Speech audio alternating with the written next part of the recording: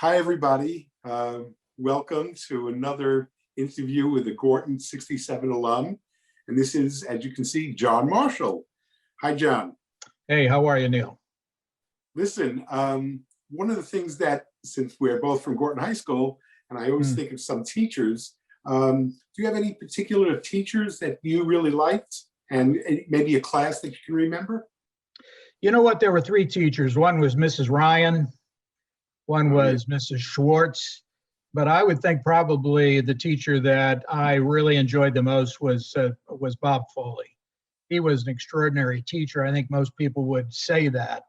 And when I got into that class, I didn't know what to expect, but we really got into some great literature. And he pulled out the book, The Brothers Karamazov, which, I didn't know the Brothers Karamazov from the Brothers Grimm. But when we got into that book, it was amazing. I couldn't put it down. We had these great discussions afterwards. And I remember one time, I can't remember exactly what the point was, Neil, but I was sitting next to Wendy Rosenthal, and she voiced an opinion, and I kind of did this point-counterpoint response, like I didn't agree with her. And we were kind of having a back and forth, and then we just stopped. And after the class, as I was walking out of the room, Bob Foley pulled me over and he said, "You did good." I said, "Well, if you say so, sir, I'll take that as truth." I love it. And Wendy, and interestingly enough, from what I remember at least, Wendy was a pretty serious student, very smart, and you and I were not necessarily on the same page with that. No, we weren't. And I guess what Bob was saying, you held your own with her. Right. And that's okay. Wendy was really a very kind person, and I didn't really know her that well. But, when I think it's time to offer a different point of view, I'm not hesitant to do so, never have been. Okay. Probably a little more tactful now. Now, I noticed that, after you graduated high school, you met someone. Could you tell us a little bit about why you and Gwen ended up connecting and what happened 2 years later? Neil, in 1968, I met my future wife, Gwen, niece, now Marshall. And I do believe in love at first sight, and that was a pure example of it. So a year later, in 1969, we got married. And when you think about 2 years out of high school, I'm a married man. That seems so foreign today, but it seemed to be the natural thing to do. So Gwen and I have stayed together for now 52 years. Beautiful. And pretty soon thereafter, you went to Vietnam. Yeah. How did that change you? What's that? How did that change you? Well, I was never a great student, and so I went to Vietnam because I joined the Army. I figured I wasn't doing well in school, and perhaps this would help me to kind of grow up, have a different perspective on life. And so I went in, and like an awful lot of guys my age then who were in the military, I got sent to Vietnam. And when I got to Vietnam, it's kind of like the light went on, and the light shone about, you should be really grateful for what you have back home, family, friends, and a lovely wife. So put your time in here, keep your nose clean, do your job, and when you get out, get back, finish up college, and move on with your life. And that's exactly what happened. Listen, that's beautiful. But, you were also a member of a different army, the Salvation Army. And I remember you playing music in school. Was there anything with the Salvation Army and music for you? Well, I was born into a Salvation Army family. If I was still very active with the Army, I'd be a fifth-generation Salvationist. And when you're in the Salvation Army, you pretty much learn how to play something.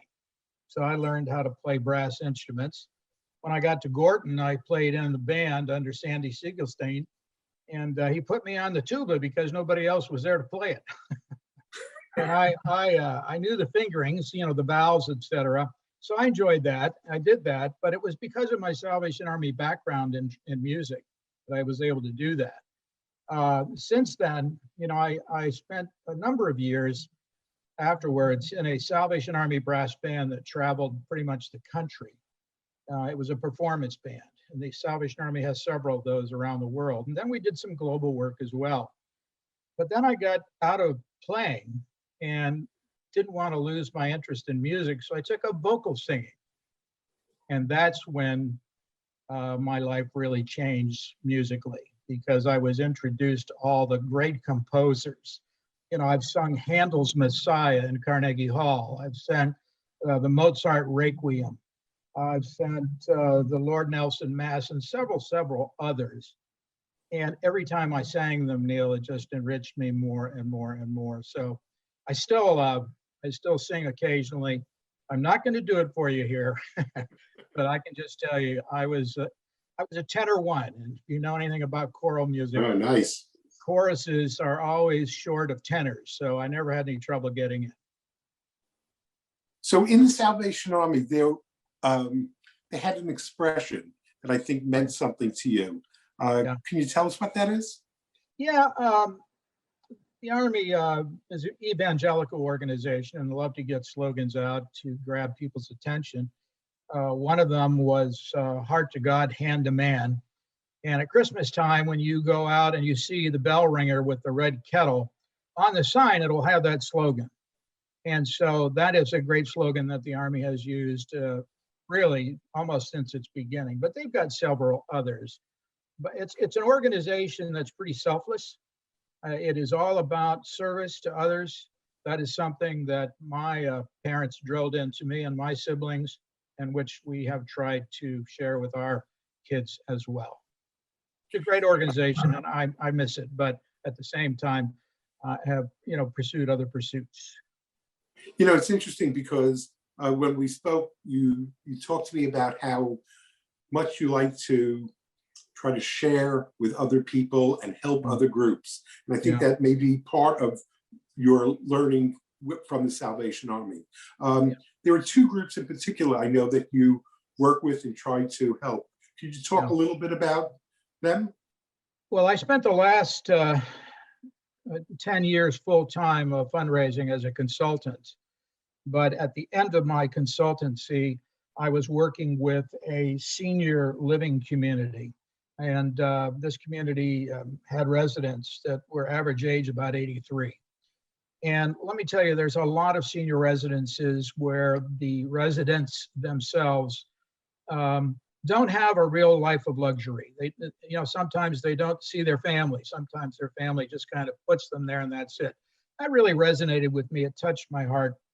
And so I stayed on. Instead of retiring at the retirement age, I said, I would like to continue to do this. So I've been working with seniors in that particular venue for the last 4 years. Now, the other group that I am absolutely committed to are veterans. Being a veteran myself, I know how tough it was to serve. I spent a year in Vietnam. I spent a year on top of a mountain and lived through the monsoons. And, I know what these guys and gals have gone through. And so I have spent a great deal of time out at one of the local Missouri veterans homes, and have gone out and just talked with men and women to encourage them, because it's tough. I'm telling you, Neil, it's tough. You see people of all ages. You would think that's full of very old people. It's not. I met a 35-year-old fellow with no legs from the knee down in a wheelchair. And that was tough, but at the same time, I believe I touched him in a way that enriched both of us. I'm sure you did. I mean, that says so much about who you are, and that's such a wonderful thing. I'm happy others can hear this. I know when you were in Mr. Foley's class, you started reading more, and you love reading. Has there been a book? I know that there's this book by Doris Kearns Goodwin that you just recently have read and enjoyed. Could you talk a little bit about why? Well, leadership has always intrigued me, and that was the name of the book, Leadership. And Doris decided to highlight 4 previous presidents who all took office during times of real strife and difficulty. First was Abraham Lincoln, and then Teddy Roosevelt, and then FDR, and then LBJ. LBJ, thank you. And it really was interesting to read how they handled those incredibly stressful times. Now, I come from a family of leaders, and I know how difficult it was for my father to serve in the leadership capacity that he had. So to read about that and to draw some parallels between them and my own father, although on different levels, it was very enlightening. I love to read because you learn so much. You know, my taste in books is all over the place. I read sports books. I love Lou Gehrig and all he stood for, et cetera, et cetera. I want you to know, John, this 10 minutes has flown by. I'm really happy that we've had a chance to talk and got a little bit more about you for everybody to see. And I'm excited for all of that to continue over the course of the next year and a half until we get to see each other, you know, at the reunion. That would be nice, you know, and I want to apologize to all my fellow grads for the fact that when I was in high school, I didn't pay enough attention to everybody else, and I wish I had. So at the next reunion, I'll look forward to seeing you. That's great. And make sure everybody knows that part of the reason you're as good as you are is because of your wife, Gwen. She's the best. Okay. Thank you so much, John. This was great.